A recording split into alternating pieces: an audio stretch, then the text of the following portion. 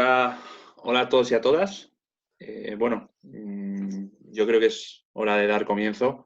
Esta es la séptima presentación de estas webinars que estamos haciendo por las medidas excepcionales del gobierno que está tomando para dar respuesta a la pandemia, ¿no?, del coronavirus. Y me gustaría pediros, por favor, que os silenciéis los micrófonos para que pues, la presentación vaya lo más rápido posible y lo mejor posible.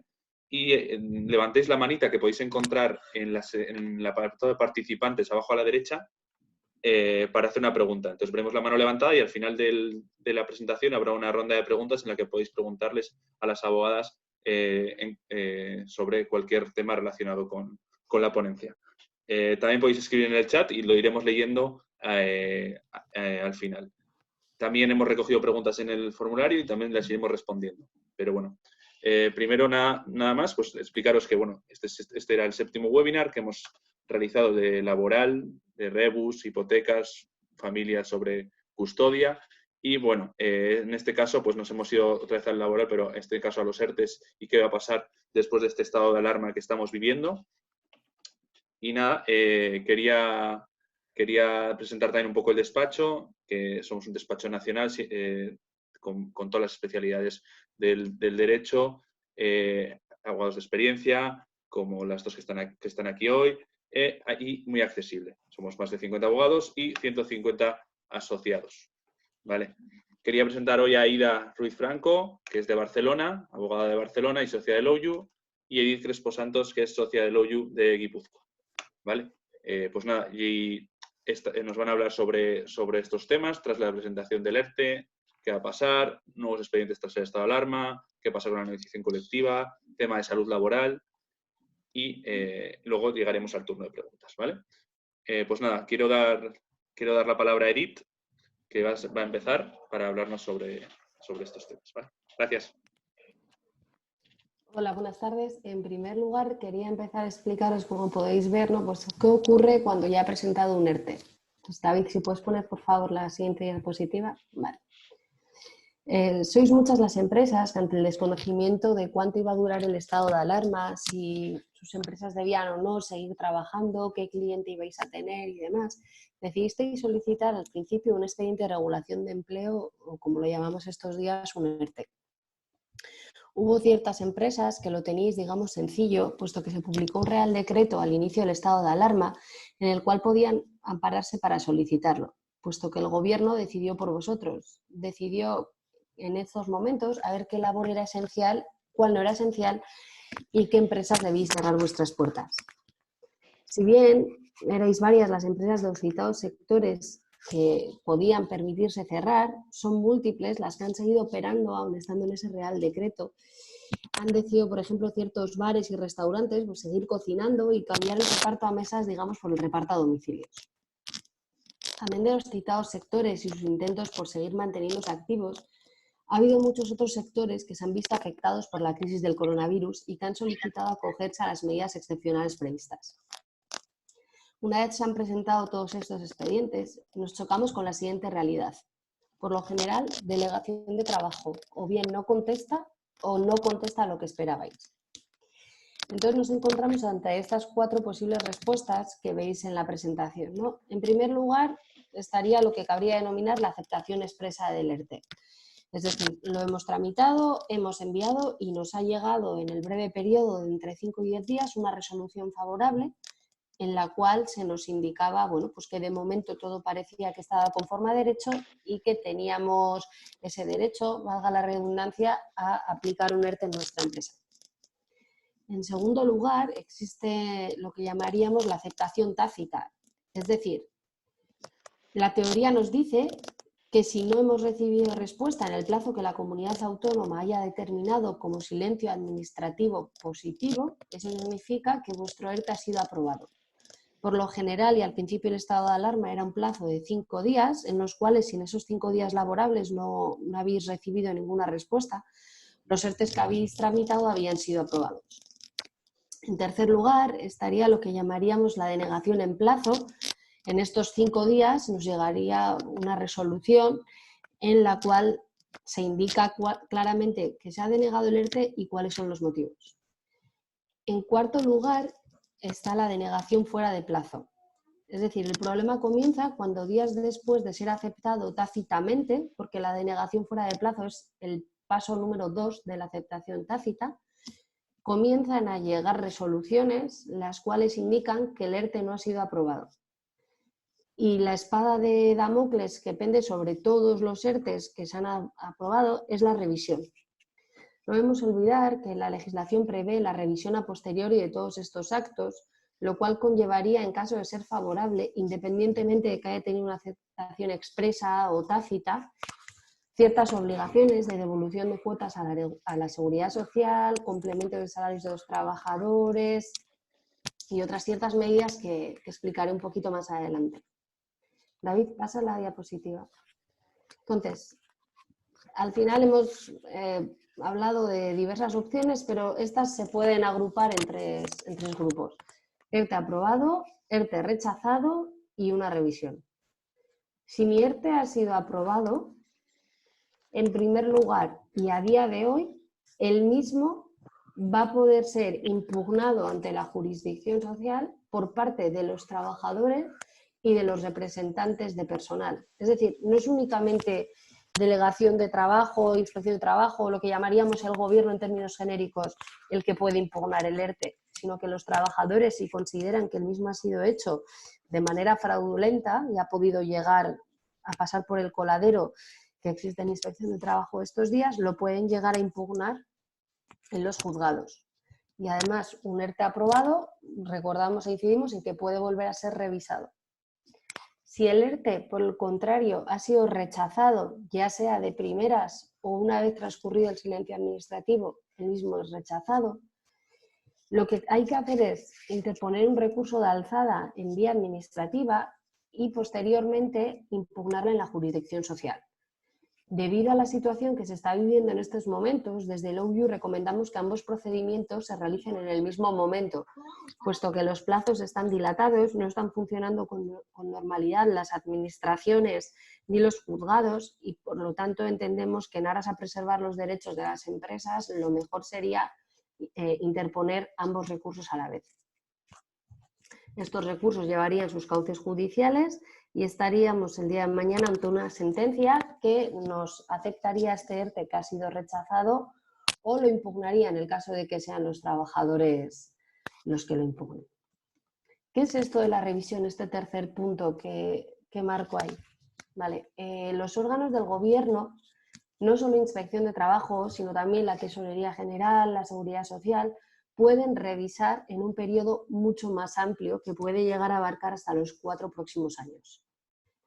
Nos vemos en la necesidad de hacer hincapié en que el Real Decreto publicado esta misma mañana ha realizado múltiples modificaciones en torno a esta revisión. Son muchos los artículos que nos hablan de las sanciones existentes para aquellas personas o empresas que hayáis tramitado un ERTE durante el estado de alarma y que a posterior interpretación del órgano competente se hayan realizado con falsedad de datos o intentando, digamos, maquillar la realidad, llegándose en el día de hoy, incluso a través del Real Decreto, a modificar la legislación competente en materia de sanciones e infracciones del orden social.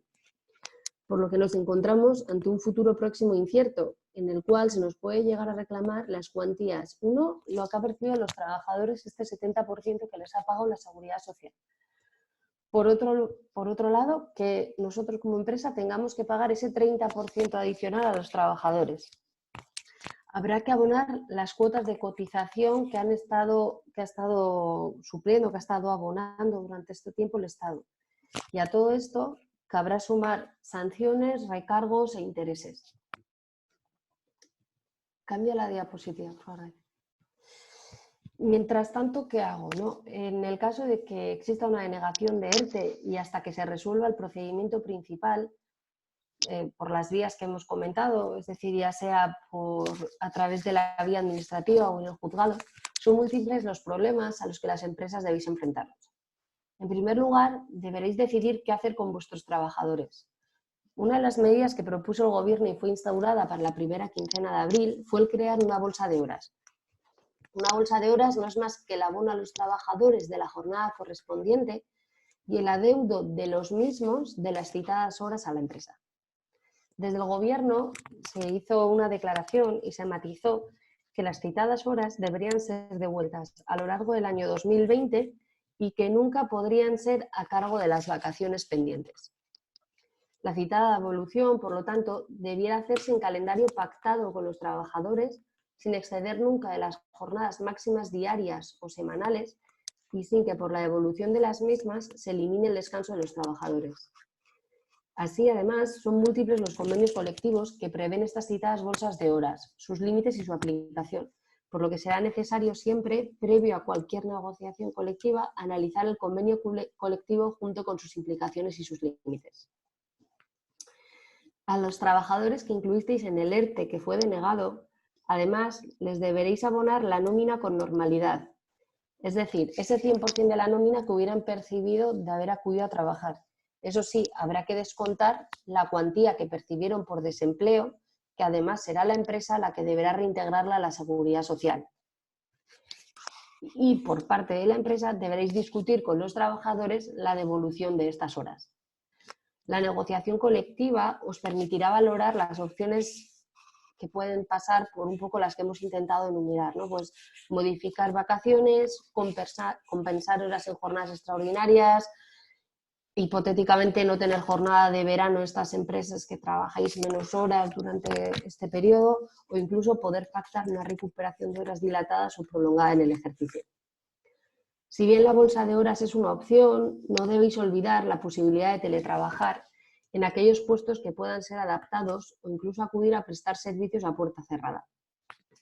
Para poder prestar los citados servicios tendréis que mantener unas cuestiones de prevención de riesgos laborales que permitan adaptar de manera eficiente y eficaz las tareas de los trabajadores a la realidad empresarial y en las cuales incidirá posteriormente mi compañera, pero llegando incluso quizás a ser necesario establecer diversos turnos de trabajo a los que ordinariamente se vienen realizando en las empresas, ciertos protocolos de trabajo o medidas las cuales deberán ser utilizadas únicamente durante el estado de alarma, porque el fin de las mismas siempre va a ser evitar el contagio entre trabajadores o ante posibles clientes.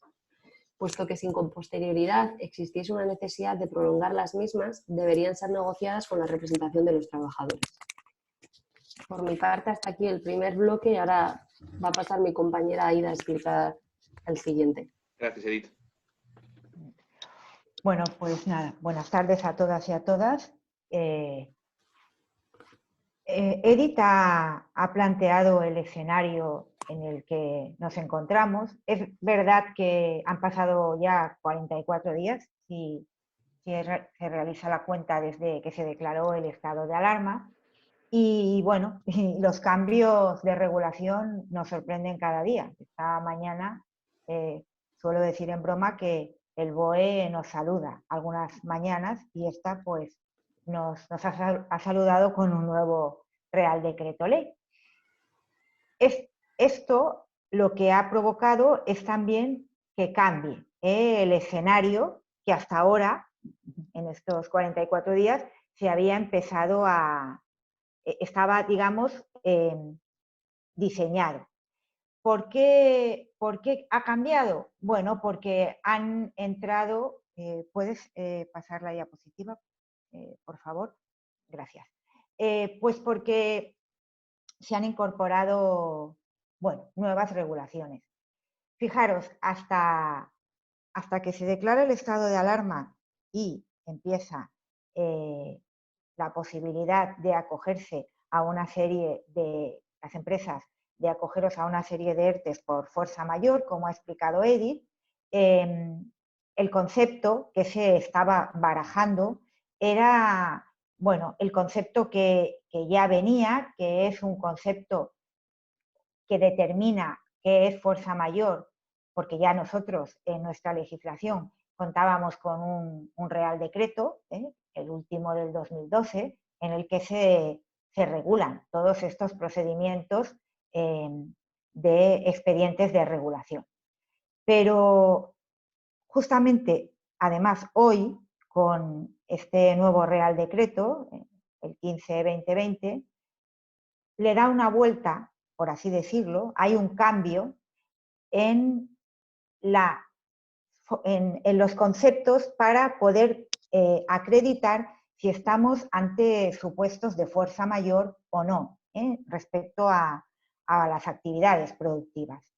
El concepto de fuerza mayor, como veis en la diapositiva, es verdad que está acuñado o viene del derecho civil, pero ahora las situaciones que se han de acreditar para poder acceder a este expediente de fuerza mayor han cambiado. Han cambiado porque primero descansan sobre la autoridad laboral, ha de ser la inspección de trabajo la que constate que se da esta situación, estos hechos, y para poder constatarlo, la autoridad laboral, la inspección de trabajo, ha de verificar que hay un vínculo entre la realidad, los hechos, y la actividad productiva. Los hechos, en este momento, pues la pandemia y la pérdida en este caso, de producción. Y además, la inspección de trabajo lo que velará es porque las medidas que se apliquen o que ella acabe aprobando sean proporcionales en función de la realidad o de este suceso, esta pandemia, que es esta fuerza mayor. Por eso tendremos que esperar un periodo de tiempo para ver luego esta nueva realidad, este nuevo concepto de fuerza mayor, que hasta ahora hay que decir que para acreditarla teníamos que acudir a los términos que venían o que están previstos, mejor dicho, en el artículo 51 de la ley del estatuto. Allí determina cuál es el concepto de fuerza mayor, y a partir de ahora, con esta nueva regulación, lo que provoca es que cambie todo el panorama. Y además, ahora veremos que en este cambio de escenario incluso se han desdicho de lo que habían previsto durante este periodo para considerar en qué situaciones las empresas podíais presentar un expediente de fuerza mayor. Si quieres pasar la diapositiva. Vale. Fijaros, si ahora pensáramos, bueno, en mi empresa tengo dos escenarios. O estoy en una de las actividades que venían declaradas en el Real Decreto y que son actividades esenciales, con lo cual tengo que seguir con la actividad, o otro tipo de actividades a las cuales yo podía acogerme a una situación de fuerza mayor.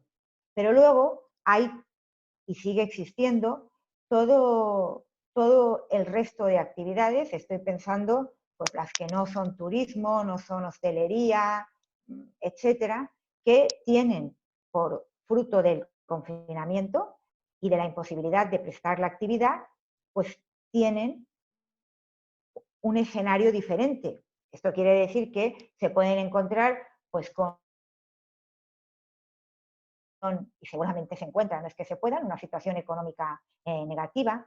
En otros casos igual no viene dado por esta situación económica negativa, pero pueden estar sufriendo que han tenido que variar los medios o sus instrumentos de producción, y también en otras situaciones en las que también han tenido que modificar la forma en la cual tenían establecida su organización del trabajo. Fijaros que es verdad que además de la forma o estos cambios que se pueden haber producido fruto de estas nuevas formas de organización del trabajo, se encuentran también los cambios en la demanda. Y estos cambios en la demanda de productos o de servicios vienen provocados por, o son consecuencia de la situación del COVID-19. Hasta ahora no, si tuviéramos que buscar una definición sobre cuáles son, o tuviéramos que enumerar cuáles son las causas que están relacionadas con cada una de estas situaciones, la económica negativa, los cambios en las formas de producción, fruto de la pandemia en la que estamos, en la del COVID, pues no hay una definición sobre ellos.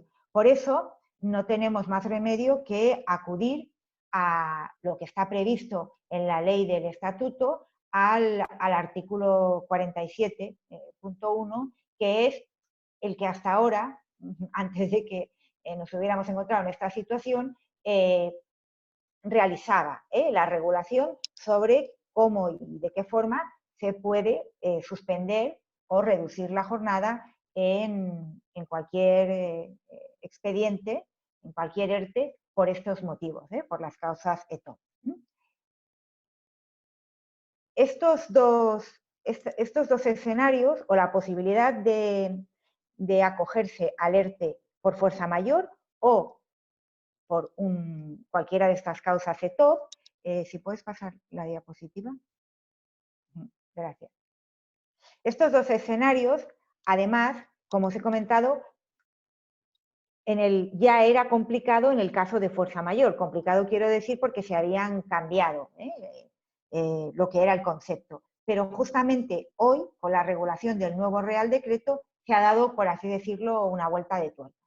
¿Por qué? Bueno, pues porque hasta la publicación del Real Decreto de hoy, cuando se solicitaba o se podía acceder a un expediente, a un ERTE por fuerza mayor, había determinados negocios que se encontraban con varias líneas o ciclos de producción. ¿Qué quiere decir? Pues estoy pensando en el Corte Inglés, por ejemplo. ¿Por qué? El Corte Inglés tiene, por ejemplo, toda la parte de alimentación, el supermercado, que está abierto, tanto de forma física como online. Y en cambio, el resto, textil y el resto de productos, de venta de productos, no puede, tiene la limitación de que no puede abrir las puertas fruto de la regulación del otro Real Decreto. Esto, hasta ahora, lo que ha conllevado durante estos 44 días es que Corte Inglés o cualquier otro negocio con situaciones similares se encontraba en que, vale, todas aquellas, podía pedir el ERTE por fuerza mayor para aquellas líneas de producción o partes del negocio que no podían realizar su prestación, y en cambio podríamos, en este caso en el supermercado, como está abierto, sería ese departamento, como lo queramos llamar, que no estaría acogido al ERTE por fuerza mayor. Pues fijaros, hoy ha habido un cambio en esta regulación. Lo que introduce el Real Decreto es que estas empresas o negocios que tengan varias actividades o unidades productivas, ya sean esenciales o no esenciales, van a poder acogerse a un expediente, a un ERTE por fuerza mayor. Es verdad que hasta ahora muchas empresas se han encontrado con la dificultad de que nos ha llegado a nosotros que habían presentado un ERTE y a pesar de estar en la lista de actividades que podían acogerse al expediente por fuerza mayor, se encontraron con que no les había sido concedido. Hay que acreditar muy bien las causas por las que se solicita, y eso no hay otra forma que en la redacción de la memoria y en la presentación de determinadas pruebas para acreditar que se pueden acoger a esta situación. Porque si no, os podéis encontrar que a pesar de estar en la lista, se han encontrado, mejor dicho, se hallan en que se los han acabado denegando. Por eso, ahora, esta dificultad, a pesar de haber esta previsión, sigue estando y todavía, por decirlo de alguna forma, se agranda. ¿Por qué? Porque se tendrá que acreditar que esa actividad que está ligada o que forma parte de la empresa tiene unas serias dificultades también para continuar con la prestación y que se puede incluir o acoger a este expediente, a este ERTE de fuerza mayor. Es una oportunidad para ampliar en otras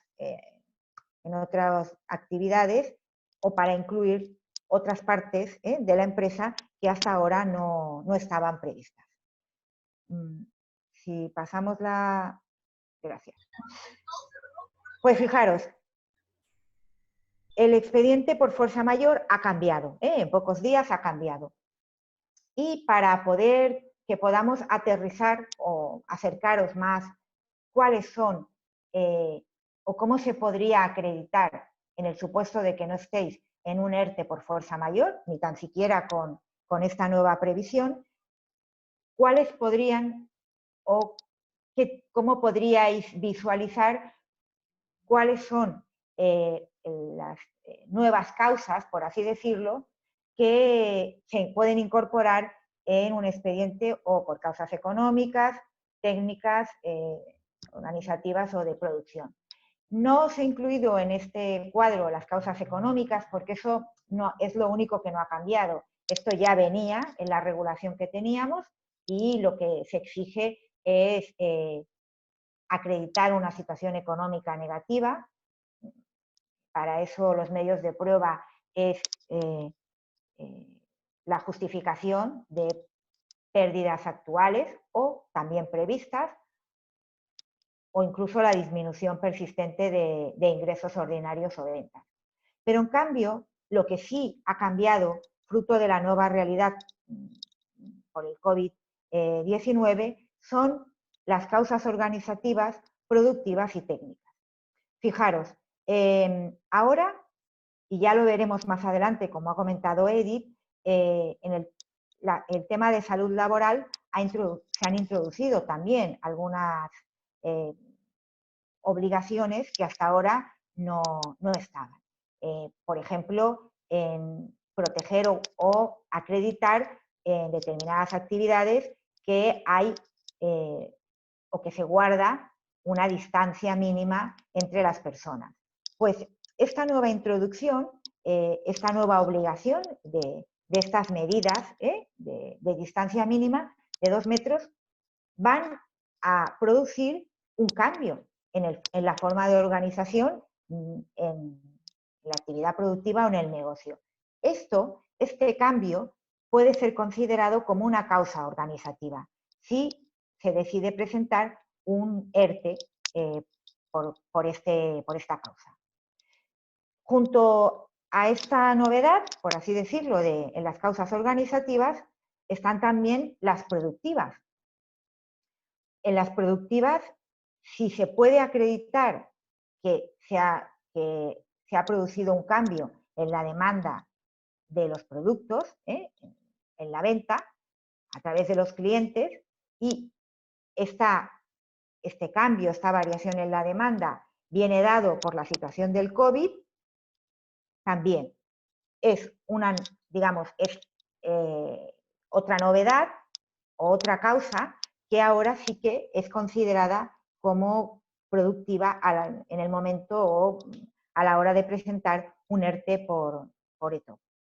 Y las últimas, las causas técnicas, van también muy ligadas a temas de salud laboral.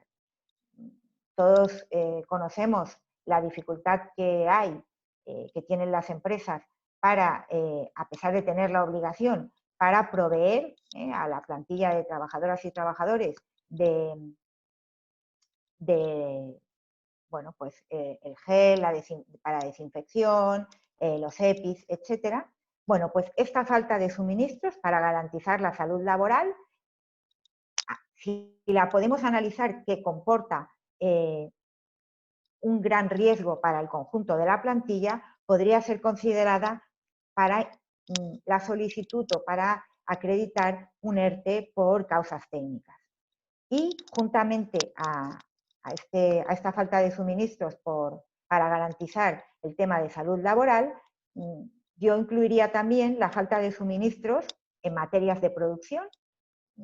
Estoy pensando, por ejemplo, no solamente, imaginemos que hay de las pocas empresas, por cierto, que hay en este país que se hayan dedicado a la realización de, en el tema de, por ejemplo, de los geles de desinfección o incluso de las EPI, de las mascarillas, si tienen, es imposible servir, o mejor dicho, realizar la producción de esos productos porque no tienen materia prima y eso le dificulta, o mejor dicho, rompe el ciclo productivo, eso sería también una causa técnica. Incluso yo añadiría lo que os he indicado, que sería a la hora de servir el producto, la dificultad a la hora de la logística, también podría incluirse, acreditándola en la memoria como una causa técnica para la solicitud de un ERTE de uno de estos motivos.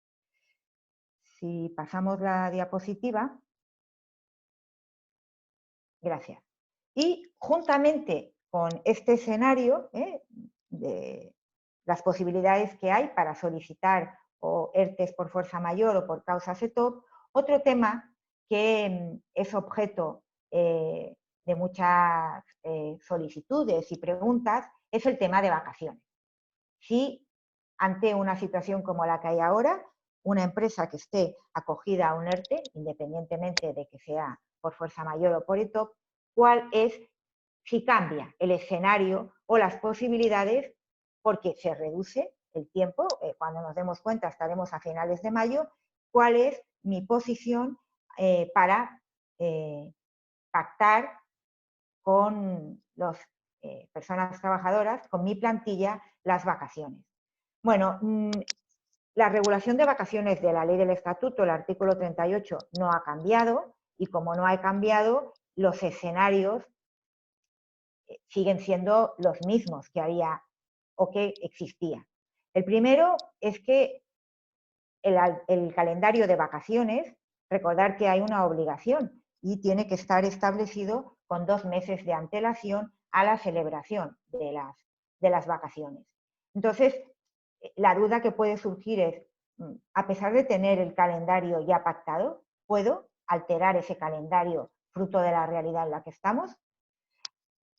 Es necesario llegar a un acuerdo. En empresas que tienen representación unitaria, comités de empresa o delegados de personal, pues hay que iniciar un proceso de negociación. Si estamos o si es una pyme en el cual no hay, habría que, bueno, en función de la plantilla, sería aconsejable pues iniciar, si es una plantilla muy pequeña, se puede consultar con toda ella, y si la plantilla tiene unas determinadas dimensiones pero no tiene representación, hay que intentar buscar una comisión y pactar ese cambio de calendario, que también hay que pensar que las personas trabajadoras quieren proteger su empleo, su puesto de trabajo. Si no se pacta, hay que tener en cuenta que podría ser objeto de impugnación, porque cuando el calendario ya se está acordado, y si no está acordado, puede ser también que nos encontremos en alguna situación en que ya no, llegado el momento a principios de marzo, aún no se hubiera pactado ese calendario, pues si se tiene que pactar ahora y no se llega a acuerdo, recordemos que eso puede ser objeto, como he comentado, de impugnación, y que además si no hay ninguna nueva limitación, este procedimiento es un procedimiento sumario y preferente. Eso quiere decir que se acelerará y que cuando esté dictado, la decisión no da opciones de recurso, ¿vale? Y Antes de darle la palabra a Edith, por último, quiero hacer un hincapié en que las personas que están, aquellas empresas que están en una situación de ERTE o de suspensión del contrato de su plantilla, una parte de ella, o de reducción de la jornada, hay que recordar que cuando es de suspensión de contrato, esas personas, el tiempo que tienen el contrato suspendido, pierden esa parte proporcional de vacaciones, pero que recordemos que cuando reducen la jornada, lo único que se va a reducir es la parte proporcional del tiempo, de las horas consumidas. Y con esto le doy la palabra a Edith que... Ay, perdón, me había adelantado. Vale, perdonad.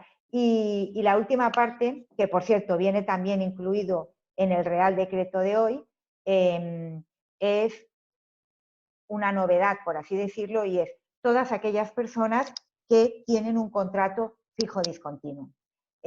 Todas aquellas personas que tienen un contrato fijo discontinuo, hasta hoy, hasta que ha sido publicado este Real Decreto, no podían, podían estar en expectativa de llamada y no estaban incluidas, no se daba la posibilidad de que pudieran pasar a la situación de desempleo.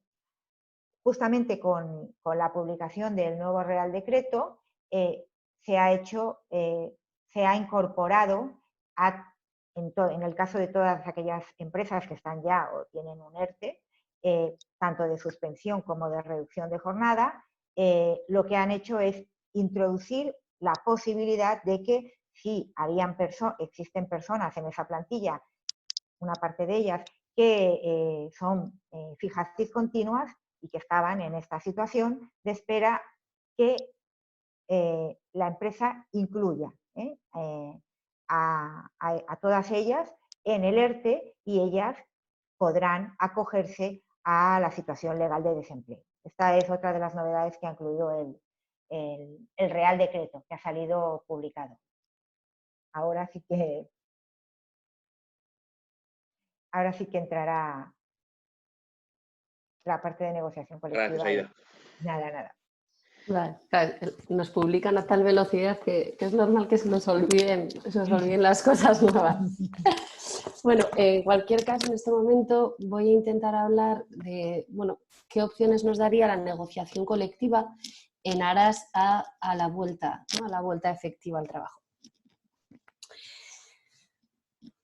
Vale, realmente la negociación colectiva va a ser una de las herramientas que nos permita superar esta situación, pero es necesario y entendemos muy importante que la misma sea en todo momento bien realizada y bien dirigidas por personas que sean expertas en la materia, no ya solo en derecho laboral, sino también en negociación colectiva, porque a la larga es lo que nos va a poder ayudar y facilitar que salgamos de esta situación, pero como siempre y como hablaba al principio, todos los trabajadores van a tener opción y van a estar ahí para poderlo impugnar si como empresas que queremos o que intentamos ayudaros a salir de esta situación, va a ser necesario partir de una buena negociación. Para hablar de esta vuelta a la rutina, volveremos a incidir brevemente en el tema de la devolución de la bolsa de horas decretada por el Gobierno. Si vuestra empresa se vio en la necesidad de acogerse a la misma, lo primero que habrá que hacer a la vuelta a la normalidad es reunirse con la representación de los trabajadores para negociarla, si bien teniendo en cuenta los límites que previamente he expuesto. En caso que no exista en la empresa una comisión o un delegado, un comité de empresa, será necesario conformarla por trabajadores del centro. A su vez, tenemos que tener en cuenta que el Real Decreto que ha publicado hoy amplía por 2 meses, desde la finalización del estado de alarma, el carácter preferente del trabajo a distancia, por lo que las empresas vais a tener que estar preparadas para ello y para solicitudes de trabajadores que requieran proseguir prestando sus servicios de manera remota, y que existe también la posibilidad de prorrogar durante esos otros 2 meses el derecho a adaptación de horario y reducción de jornada que todo ello conlleva. No implica que las reducciones de jornada y las adaptaciones de horario que conocemos a día de hoy, que son con las que venimos trabajando desde la última reforma, ya no vayan a existir ni que el siguiente trabajador que vaya a solicitar la reducción de jornada por guarda legal se pueda acoger a todas estas medidas. Únicamente lo que se intenta es prolongar estos efectos que se presuponen positivos durante 2 meses más. En caso de que no os hayáis acogido con anterioridad a una bolsa de horas, es una herramienta que cabrá ser negociada a la vuelta al trabajo. ¿Para qué os puede servir o cuál puede ser la utilidad? Pues arrancar con más intensidad para ir adecuando las jornadas con posterioridad. Siempre vamos a tener que tener en cuenta como referencia para este primer arranque o para estas primeras etapas los límites legales establecidos tanto en el convenio colectivo de aplicación como en la ley. Es decir, puede que necesitéis ahora la bolsa de horas o que quizá preveáis que la bolsa de horas va a ser más necesaria a final de año. Va a haber que estar siempre pendiente de cómo regularla y cuál va a ser la manera de devolución de las citadas horas. También hay que apuntar que si la empresa a la que pertenecéis solicitó un ERTE durante el estado de alarma y se le ha concedido, independientemente de la hipotética revisión de la que hablábamos, durante los 6 meses posteriores al estado de alarma se ha de mantener el empleo en la empresa afectada, por lo que más que nunca vamos a estar atados a esta negociación colectiva para poder, cuanto menos, sortear los 6 primeros meses de vuelta a la normalidad.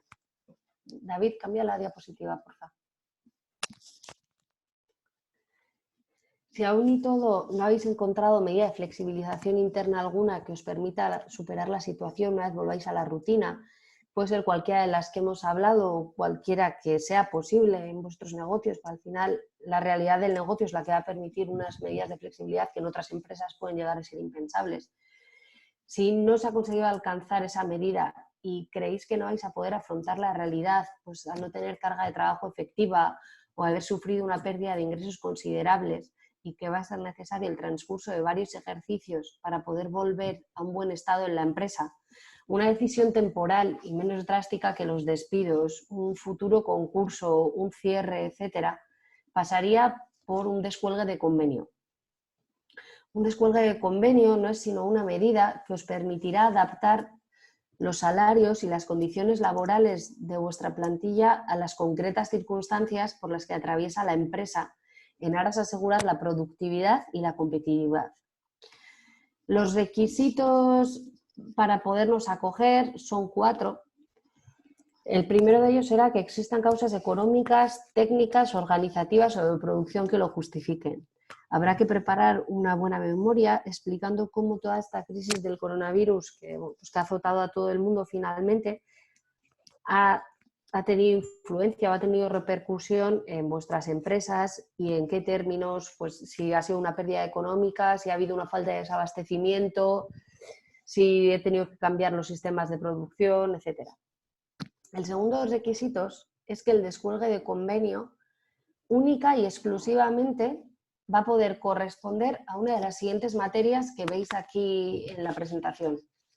Vais a poder tocar 1, 2 o 3, son alternativas, no implica que solo sea una de, o sea, no son alternativas, perdón, sino que son complementarias. Puede que se haga un descuelgue de convenio en una empresa y se pueda tocar la jornada de trabajo, el horario y distribución del tiempo, el régimen de trabajo, los turnos, el sistema de remuneración, los salarios, cómo se va a trabajar, rendimiento, las funciones. ¿Qué quiere decir esto? Cada convenio colectivo que os aplica a cada uno distinto, depende del sector al que pertenezcáis, marca estos mínimos que han de prevalecer en cada empresa. Cuántas horas de trabajo se han de trabajar, cómo se va a trabajar, cuánto va a cobrar por cada trabajo cada persona de una categoría, qué conceptos van a aparecer en la nómina, cómo se van a pagar las pagas extras. Entonces, por lo tanto, esta medida, la de descuelgue de convenio, nos va a permitir inaplicar esas condiciones que yo debería aplicar sí o sí como mínimo.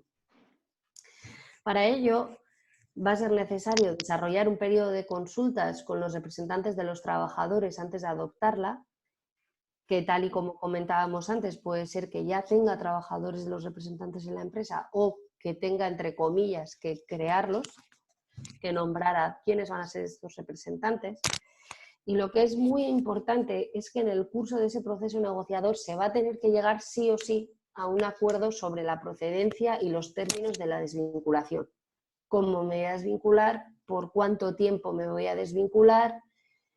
Todas estas cosas van a tener que ser pactadas. En primer lugar y en primera instancia, lo que se prevé es que sea un consenso, un común acuerdo entre empresa y trabajadores. En el caso de que no se pueda llegar con los trabajadores, no implica que no podamos hacer un descuelgue de convenios, se podrá hacer, pero hay una prelación de organismos con los que voy a intentar tener que llegar a un acuerdo, ya sea por la comisión paritaria del convenio, en un procedimiento de mediación, mediante un laudo, etc. Puede que esto os pueda traer la idea a la cabeza de lo que sería una modificación sustancial de las condiciones de trabajo de algunos trabajadores que puedan en un momento determinado ayudar más o impedir más, digamos, para este desarrollo óptimo. La modificación sustancial, a diferencia del descuelgue de convenio, si bien la justificación va a ser necesaria en ambos casos, las modificaciones van a poder abarcar más materias que las del descuelgue. Y las mismas, además, las de la modificación, no van a estar limitadas temporalmente, cosa que siempre lo va a estar un descuelgue de convenio. El único problema que puede traer una modificación sustancial es que en determinadas ocasiones va a facilitar que los trabajadores soliciten por su propia voluntad la salida indemnizada de la empresa a la cual van a tener derecho. Y tenemos que recordar, por un lado, que durante los próximos 6 meses hay que mantener los niveles de empleo en una empresa y por otro lado que si estamos hablando de una situación económica negativa, no ayudará que si intento hacer una modificación sustancial sean varios los trabajadores que soliciten la salida indemnizada a la que tienen derecho. Entonces, estas son las medidas que reglamentariamente, a día de hoy, porque tampoco descartamos que pueda haber más reales decretos ni más modificaciones de cara a la vuelta a la normalidad, disponemos, y antes de acabar va a pasar mi compañera Aida de nuevo a tomar la palabra para hablaros del tema de salud laboral. Bueno, pues voy a volver. Es verdad que habíamos hecho algún apunte cuando hemos estado hablando, por ejemplo, de causas en un ERTE top, pero fijaros, la salud laboral, el marco jurídico es la Ley de Prevención de Riesgos Laborales y la obligación de la empresa de garantizar la salud del conjunto de su plantilla. Hasta ahora, en este periodo, en estos 44 días, evidentemente no ha cambiado el marco jurídico. Sí que ha habido algunas precisiones o alguna, lo que se llama normativa sectorial que ha cambiado. ¿Por qué? Pues porque hasta ahora el uso de EPIs era en función del tipo de actividad, había un tipo, era obligatorio, pero iba ligado, por así decirlo, al puesto de trabajo, al desarrollo de la actividad productiva que pues, cada una provocaba un tipo de riesgos. Ahora no, ahora esta obligación, digamos, la novedad, si es que podemos llamarlo novedad, es que ahora todas las personas trabajadoras, las empresas están obligadas en esa protección de su salud, fruto del escenario, a dotarlos de EPIs, de estos EPIs específicos, entre los que se encuentran, pues, sobre todo los geles desinfectantes, mascarillas, y luego, si estamos hablando de personal sanitario, pues esta obligación se redobla con determinados cambios, sobre todo en el suministro de estos EPIs, porque tienen que ser o dotar de un mayor nivel de protección. Pero este cambio ha ido dirigido a los EPIs y también, que es lo que hemos comentado antes, en los cambios, por ejemplo, de los modos de producción, pues en la obligatoriedad de respetar unas distancias mínimas entre personas, en el control de aforos, sobre todo en los establecimientos que accede el público, en el control del número también de pasajeros en el transporte y en todo el paquete de medidas, tanto de higiene a nivel personal como también de higiene del lugar de trabajo. yo junto a todo esto incluiría también la obligación, que en este caso está en el ámbito de la empresa, de formar a la plantilla, a los trabajadores y trabajadoras sobre estas nuevas formas de protección, sobre cómo utilizar los EPIs, durante cuál sería el intervalo de tiempo necesario para hacer esta desinfección, lavarse las manos, utilizar un gel. Y esto a veces nos olvidamos, pero esta actividad de formación está dentro de las obligaciones de la empresa, porque si no, podemos poner en riesgo al conjunto, a la plantilla o a una parte de ella, y además podemos poner en riesgo la actividad productiva. Todas estas novedades, hay un grupo, todas aquellas empresas que ya que siguen trabajando en su día a día, han empezado a incorporarlas, y cuando se acabe este periodo de confinamiento, esta obligación la tendrán que incorporar también el resto de empresas que vuelven, por así decirlo, a la actividad productiva. ¿Podemos pasar la diapositiva? Pues gracias. Pues fijaros, la incorporación de estas nuevas medidas ha provocado también que la situación, en función de la empresa, las personas se puedan encontrar primero en riesgo porque no ha habido, no ha sido posible dotar o darles estos EPIs, ni, por ejemplo, garantizar unas medidas de seguridad, o porque ha habido un grupo, una o más personas que hayan estado contagiadas, a veces en la empresa y otras veces no en ella, fuera. Si estas personas han tenido o han acabado en una incapacidad laboral, hay que recordar que ahora está considerado como accidente de trabajo. Y aquí, por ejemplo, os he incluido cuando en el periodo, en estos 44 días del estado de alarma, qué sucede si la empresa no ha podido incorporar todas esas medidas de seguridad.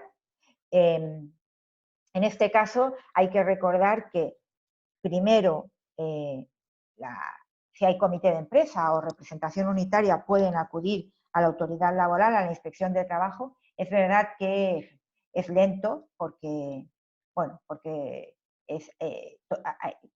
se favorece el teletrabajo y también los empleados y empleadas públicas lo están realizando, con lo cual, ante esta imposibilidad, las otras vías posibles puede ser acudir, el comité de empresa o los delegados y delegados de personal podrían incluso acudir a la vía judicial. Por eso pone que ya hay alguna resolución a este respecto. Y también puede suceder que se haya dado el alta médica y que este alta médica no esté justificada, sobre todo porque la persona, cuando está o ha padecido o padece una situación del coronavirus, tiene que guardar, mejor dicho, un periodo de cuarentena. Por eso os hemos indicado que si este alta médica no estuviera justificada y la persona no tiene una mejoría o una curación, también se puede acudir a las mismas vías de impugnación que ya teníamos antes de que sucediera el estado de alarma. Vamos si quieres pasar la diapositiva. Os quería poner un ejemplo. Por ejemplo, uno de los casos que nos preguntaron era, en este caso fue un trabajador que en la empresa había una serie de... se habían dado un grupo de personas que habían estado... padecían coronavirus, estaban ingresadas y tampoco se había dotado porque era imposible acceder a los EPIs y no se dotaba de EPIs al resto de personas que estaban en la plantilla. En esos casos hay que recordar que si hay representación y si no lo hay, incluso los trabajadores podían crear una comisión, se puede incluso paralizar la actividad productiva y pueden, por encontrar que se encuentran que su salud está en riesgo, que se pone en riesgo su salud. Y junto a esta realidad en la que nos encontramos, como veis, también puede suceder que, dado o ante esa falta de medidas de seguridad, que, bueno, a veces porque no ha habido posibilidad de acceder a EPIs, que las últimas noticias dicen que el gobierno o los gobiernos autonómicos han duplicado los esfuerzos y que parece que ahora sí que las mutuas en principio van a poder acceder para suministrar esos EPIs.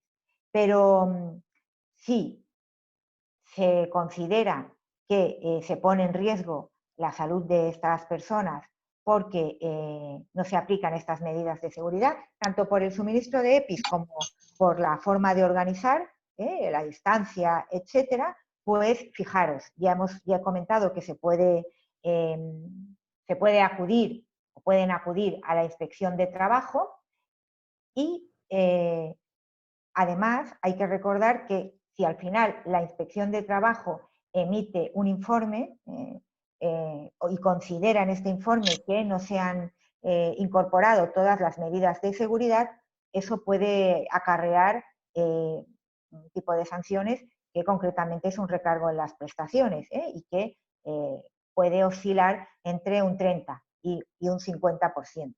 Y esto, la persona que lo recibirá, a quien se le ha de abonar, es al trabajador. Y como ya he indicado, incluso se puede, una vez agotada esta vía de la autoridad laboral, incluso los trabajadores podrían acudir a la jurisdicción social, podrían plantear demanda. Ya ha habido algunas, no nos da tiempo de comentarlas, pero sí que ha habido algunas. Y ahora entraríamos en la parte de impugnación de ERTEs.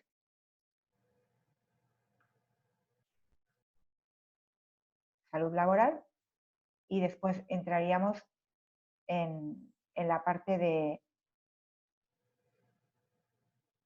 que entraría de desempleo y prestaciones, como veis. Si quieres puedes pasar la diapositiva. Hasta aquí creo que hemos llegado, Aida. Sí, es que yo como voy siempre y no hablo sin fijarme en el... Por eso, vale. Pues muchas gracias. Nada, gracias, Aida. Bueno, muchas gracias a las dos por aclararnos las dudas en estos momentos. ¿Vale? Recordaros que, bueno, ante cualquier tema que podáis tener, pues ahí está nuestro teléfono, nuestras redes sociales, nuestro correo, ¿vale? Para que nos hagáis preguntas o cuestiones, ¿vale?